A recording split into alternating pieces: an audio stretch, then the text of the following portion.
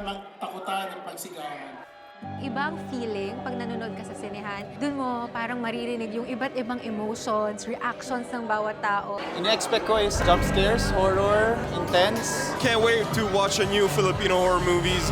I think it's its own thing. Nakakatuwa dahil iisipin mo sa isang film, nagsama-sama sila. Parang ito yung mga artista talagang sobrang galing pagdating sa horror. Grabe, everyone was screaming inside. Guys, please watch Rosario this August 5 na yan. Panoorin nyo na kasi sobrang nakakatakot. Oh my God, I got so scared at the end. I don't watch a lot of horror movies. Biruin mo yun, makakasungkit pa pala ng kilig sa horror movie, ano?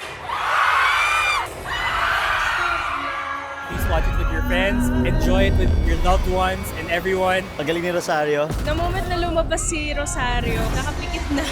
Mapapalakpak ka, breathing. Sabi ko, bilisan mo! I really felt na like I was there. Grabe yung suspense, grabe yung sigaw namin. Sobrang nakakatakot talaga, promise. Hindi nakakatakot siya habang papatagal ng papatagal. Mga 3 beses ako nagulat, kaya... Ang daming death! Nag-spoil lang. Kailangan yung panoorin dahil hindi siya yung aakalain na ending niya talaga. Unexpected talaga yung mga gulat. Hindi mo na-anticipate kung kailan siya eh. It's something different. It's about superstitious belief. Expect nyo na nakakatakot. Dami ko sigaw. I think ito yung pinaka-best na nakakatakot na film for 2026.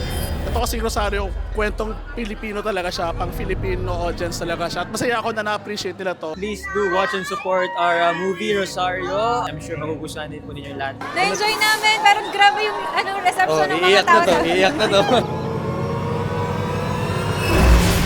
Mga hindi pa nakanood, sana po panoorin niyo pong Cinema Stage po Manila. Starting this August 5. And I promise you guys, hindi na sa panoorin niyo po. We are next in line.